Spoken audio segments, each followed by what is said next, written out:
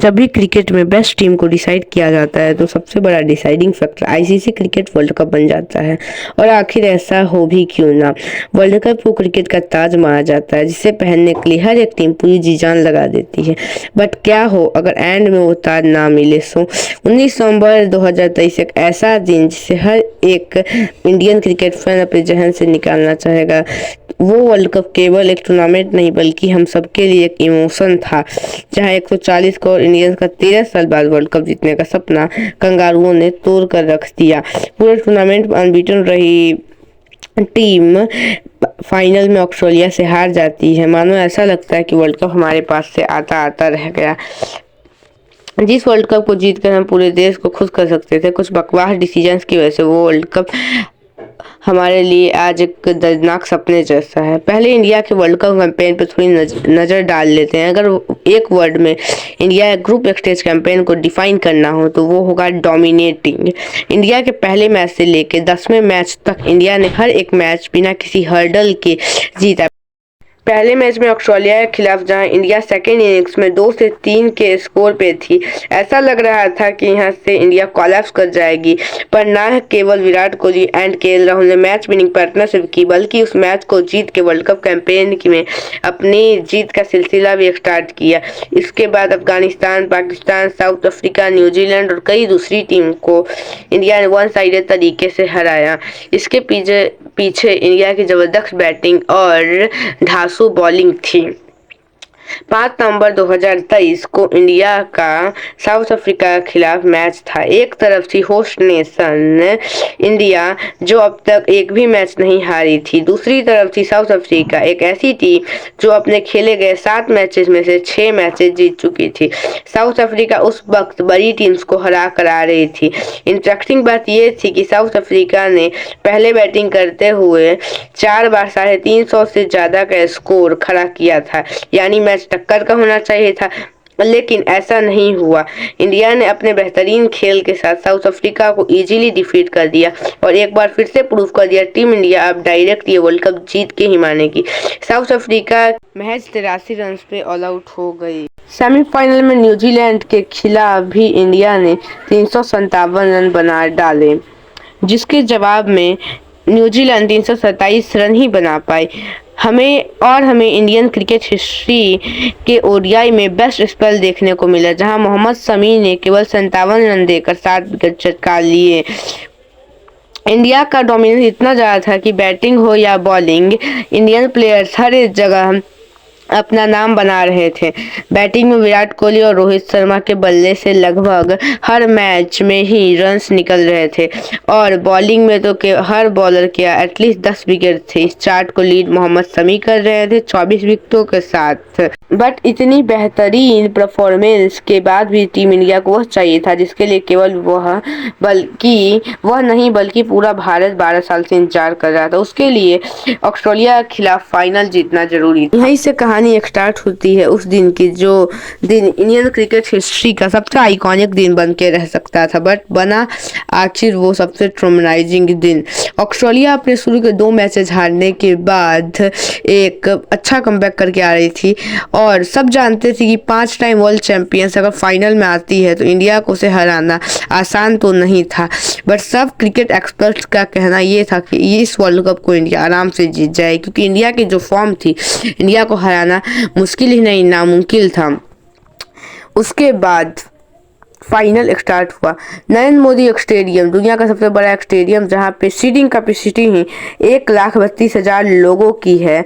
India ने दुनिया के बिगेस्ट स्टेडियम में ये मैच लगाई। बिगेस्ट स्टेडियम इंडिया के लिए परफेक्टली सेट था, बट सिर्फ वर्ल्ड कप जीतने का ही नहीं था बल्कि कुछ और महीने पहले हुई वर्ल्ड टेस्ट चैंपियनशिप का हार का बदला लेना भी था। ऑस्ट्रेलिया ने तब इंडिया को फाइनल में हराकर ट्रॉफी जीती थी। ऑस्ट्रेलिया टॉस जीत के पहले बॉलिंग करने का डिसाइड करती है, जैसे वो अक्सर इस वर्ल्ड कप में करते हुए आए थे। सबसे पहले स्टार्क ने शुभमन गिल को इनिंग्स के 5वें ओवर में महज 4 रन पे आउट कर दिया। इन दोनों ने इस वर्ल्ड कप में कितना डोमिनेट किया करा है ये बताने की ज़रूरत नहीं थी। बट सेकेंड नंबर में खुद रोहित शर्मा थे, जिन्होंने अपने एग्रेसिव स्टार्ट से इंडिया को कई मैचेस जितवाए थे, जैसा उन्होंने 2015 के वर्ल्ड कप में किया था। इस मैच में भी ठीक ऐसा ही होता है। उनके बैटिंग करते समय ऐसा लग रहा था इंडिया इजीली एक बड़ा टारगेट सेट करेगी। ग्लेन मैक्सवेल के ओवर में 10 रन ऑलरेडी आ चुके थे। वो एक रिस्की शॉट के लिए जाते हैं, उनके आउट होते ही पूरा इंडियन क्राउड शांत हो जाता है, जिसका इंडियन बैटिंग लाइनअप से बहुत पुराना नाता रहा है। जहां इंडिया आसानी से 350 से 400 रन बना सकती थी, इंडिया का कोई बैट्समैन किसी दूसरे भी बैट्समैन के साथ बड़ी पार्टनरशिप नहीं कर पाया था। उम्मीद उन बॉलर से थी जिन्होंने टीम इंडिया को अनबीटन सक्सेस में काफ़ी कंट्रीब्यूट किया था, स्पेशली मोहम्मद शमी से, जिन्होंने आते ही सिर्फ 7 मैचों में 24 विकेट ले लिए थे। उस रात इंडिया की बॉलिंग में कुछ खास कमाल नहीं कर पाई थी।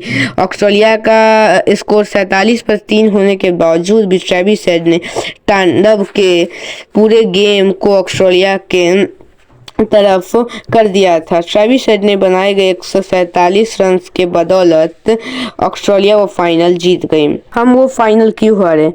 फाइनल हारने का जिम्मेदार खुद इंडिया थी। कुछ ऐसे डिसीजन लिए गए थे जिससे टीम इंडिया की हार मैच से पहले ही तय हो गई थी, जो कि ना चाहते हुए भी एक डार्क रियलिटी है। वर्ल्ड कप के ख़त्म होते ही सभी लोगों को शौक लगा, मगर तमाम क्रिकेट एक्सपर्ट और टीवी मीडिया ने इंडिया की हार के ऊपर सवाल उठाने लग गए था, जिसमें पहली गलती निकली पिच के रिगार्डिंग। ये तो फैक्ट है कि अगर किसी भी टीम को छोटा या बड़ा मैच जीतना है तो पिच को समझना बहुत ज़रूरी है। And India as a host nation pitch का एडवांटेज लेना चाहती थी।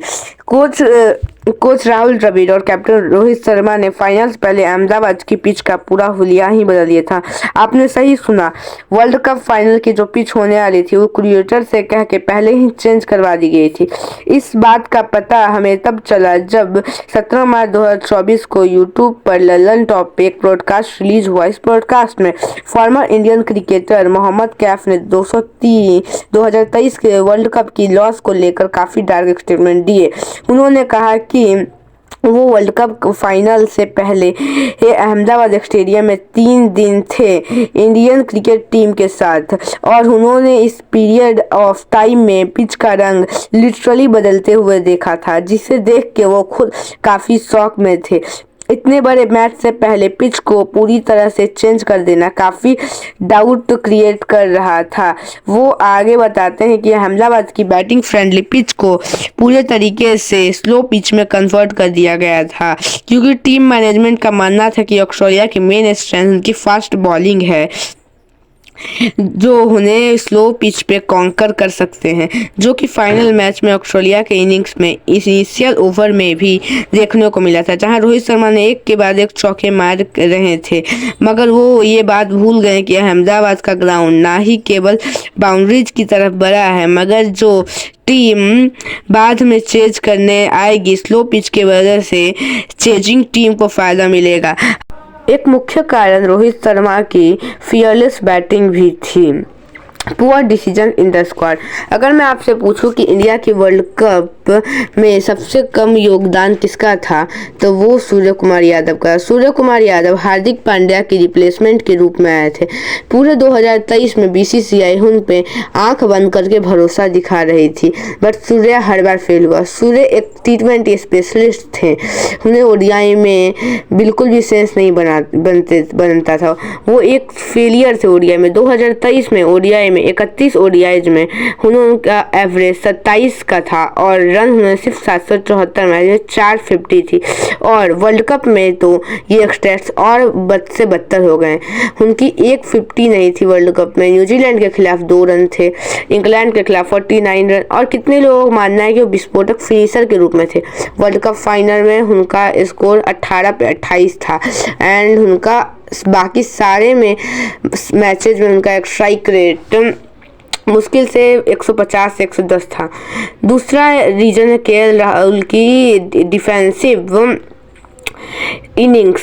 केएल राहुल ने विराट कोहली के साथ 97 रन की पार्टनरशिप की थी, 97 बॉल्स की।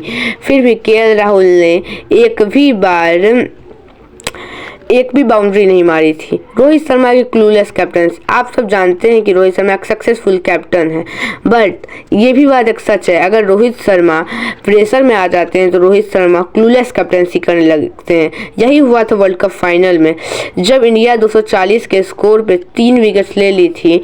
उसके बाद रोहित शर्मा की कैप्टनसी बहुत क्रूशियल थी। मोहम्मद सिराज जो इसेंशियल ओवर के स्पेशलिस्ट थे, जिन्होंने श्रीलंका के खिलाफ क्या ही बॉलिंग की थी, उन्होंने पावर प्ले में बॉलिंग नहीं दी, बल्कि मोहम्मद शमी के हाथों में नई गेंद दे दी। पर मोहम्मद शमी ने अपने ज़्यादातर विकेट वर्ल्ड कप में डेथ ओवर नहीं तो मिडल ओवर्स में निकाली थी। उसका फ़ायदा ये तो हुआ कि रोहित शर्मा शुरुआत में सामने वाली टीम को प्रेशर में डाल पाए, पर पूरे मैच में प्रेशर भी नहीं डाल पाए। इंडिया के बेस्ट बॉलर को शुरू में बॉलिंग नहीं देना चाहिए था। जब एक समय पे ऑस्ट्रेलिया 47 पे 3 थी तो ट्रेविस हेड के लिए हमारे पास कोई प्लान ही नहीं था। यही बताती है कि इंडिया कितनी क्रूलेस थी उस वर्ल्ड कप में फाइनल में। अब जो हो गया सो हो गया, 19 नवंबर तो बीत गया है, लेकिन 29 जून 2024 को T20 वर्ल्ड कप जीत के इंडिया ने ना तो केवल वर्ल्ड क्रिकेट में अपनी रेपुटेशन वापस कमाई है, बल्कि जो गलतियां रोहित शर्मा और बाकी प्लेयर्स ने 19 नवंबर वाले दिन को की थी, वो गलतियां फॉर्चुनेटली इस वर्ल्ड कप फाइनल में नहीं की। अब अगले वीडियो में हम वर्ल्ड कप 2024 को डिस्कस करेंगे।